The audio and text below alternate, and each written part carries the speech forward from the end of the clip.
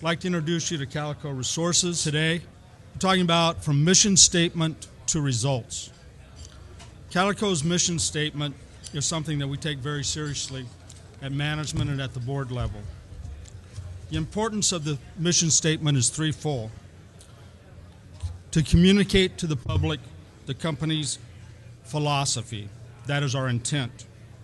To form a guideline for management to operate under, that is our strategy. And a set of principles for management to test their decision against, that is our tactics. If we take a look at the mission statement in three parts today. Create shareholder value. This is a statement that is well worn within the junior industry, but I'd like to examine that phrase closer. Shareholder value begins with creating the company with the right management. We believe at Calico that we have done that. Also, optimizing share structure. If we look at the management team, it's one that's worked together before. Our last assignment was with Northland Resources, a company we took from a $6 million market cap to a $500 million market cap. We raised $170 million, created a platform to build a mine in northern Sweden, $852 million project, and put a majority of that financing in place. We're seasoned, and we built mines in the past. If we look at our share structure is one that we're proud of. We have 26,557,000 shares issued and outstanding. Fully diluted, we're at 33,759,000 shares. Management has bought 19% of those shares. That's important. We didn't bring a project in and receive shares. We went to our back pockets and bought shares. One of the philosophies that we have is take only the money you need at the highest possible price, with the least dilution to the existing shareholders and the incoming shareholders. We've completed two financing in 2011.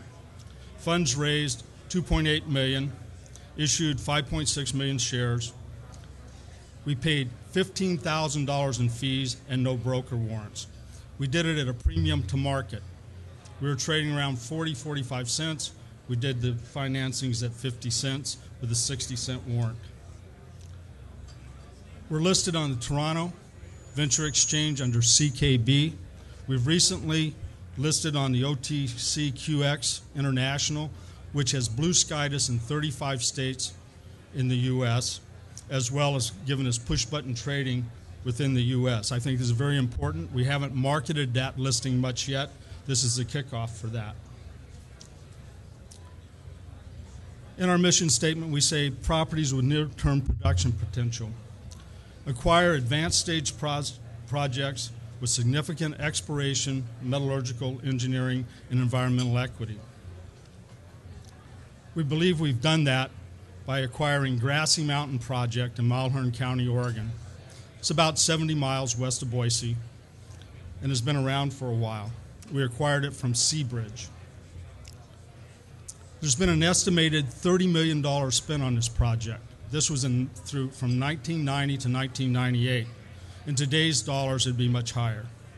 There's 426 reverse circulation holes. 228 of those holes are in the discovery at Grassy Mountain proper.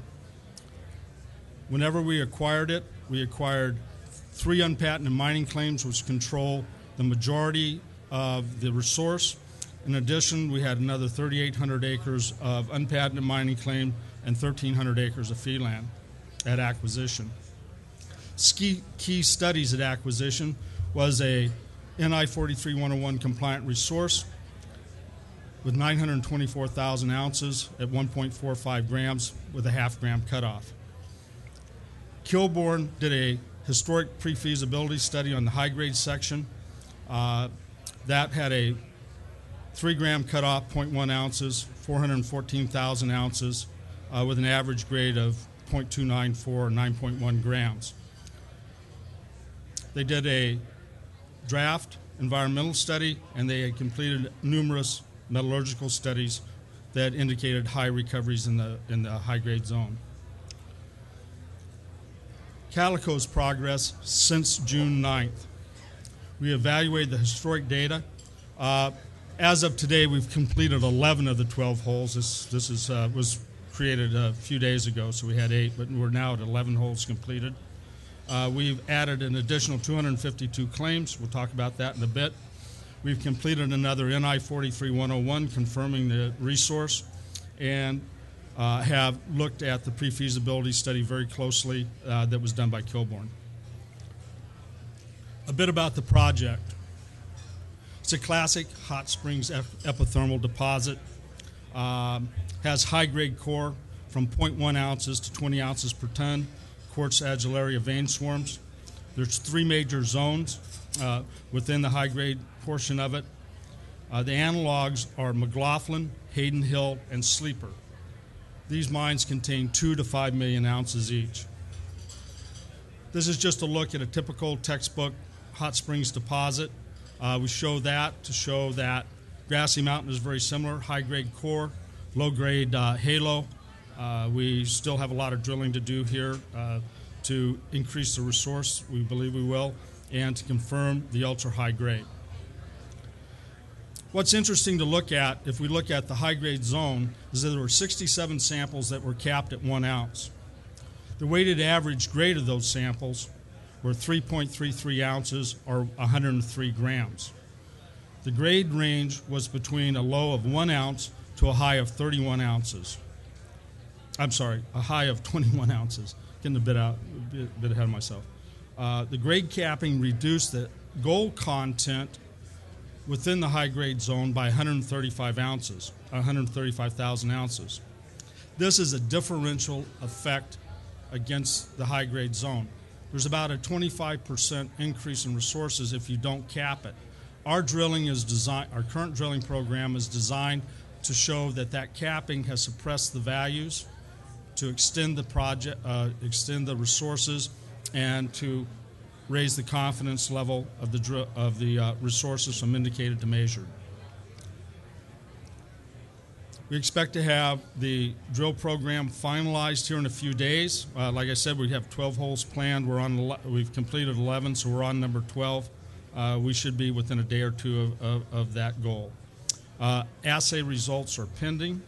The drilling has confirmed the geologic model to date from the logging and looking at the rock types that have been encountered, the alteration, and the structure is consistent with the historic drilling that we've done in the past.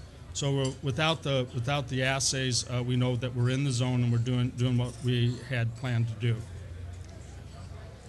The other part of the mission statement talks about advanced exploration projects with significant exploration upside. That would be Grassy Mountain as well. If we look at it, we have 17 identified targets on the ground that we acquired.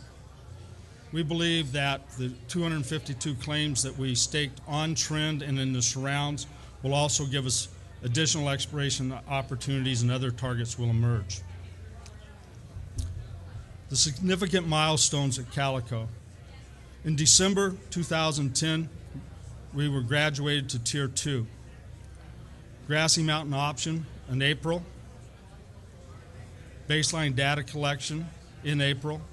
TSX approval and a private placement of $1.5 million in June.